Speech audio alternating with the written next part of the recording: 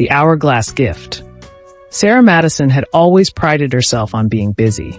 As the CEO of a thriving tech startup, her calendar was a maze of meetings, her phone constantly buzzing with notifications, and her mind always racing toward the next deadline. Time was just another resource to be maximized, another metric to be optimized.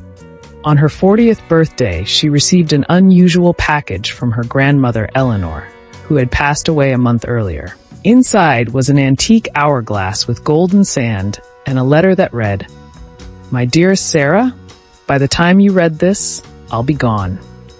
This hourglass has been in our family for generations, but it's not just any timekeeper. It shows you exactly 1 hour of your life's most precious moments, but only when you sit still and watch the sand fall.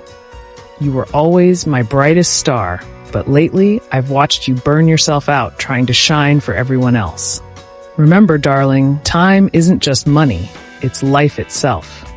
Love, Grandma Eleanor.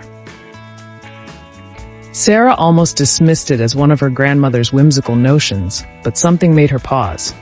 That evening, instead of checking her emails, she set the hourglass on her desk and watched the sand begin to fall.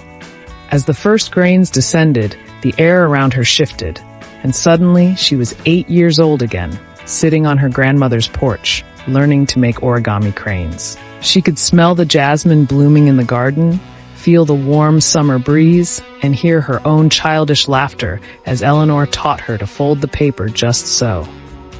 The scene shifted, and she was 16, teaching her little brother how to ride a bike. His face lit up with pure joy when he finally managed to balance on his own. She had forgotten how proud she felt at that moment. More memories flowed. Her father's last Christmas before he fell ill, where they spent the entire day making his famous cinnamon rolls. The quiet morning she spent reading in a Paris cafe during her solo trip after college.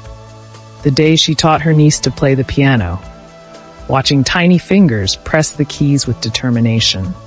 Each memory was crystal clear, filled with details she thought she'd forgotten.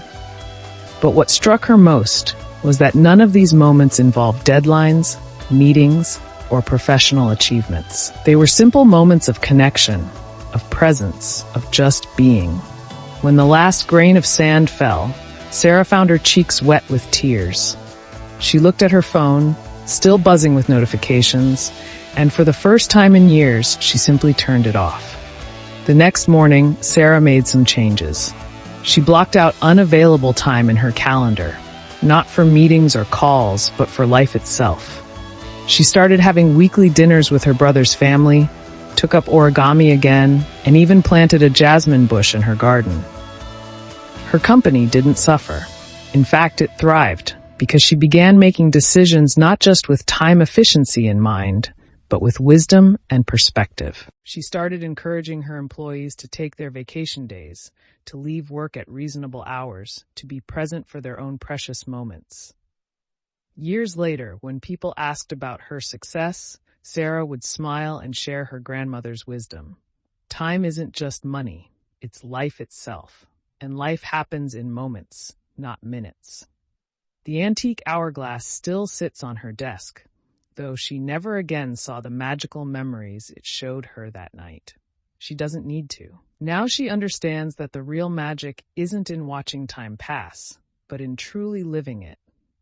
The golden sand continues to fall, grain by grain, reminding her daily of her grandmother's final gift, the understanding that every moment is precious, and it's up to us to choose how we fill them. Last edited 8 minutes ago.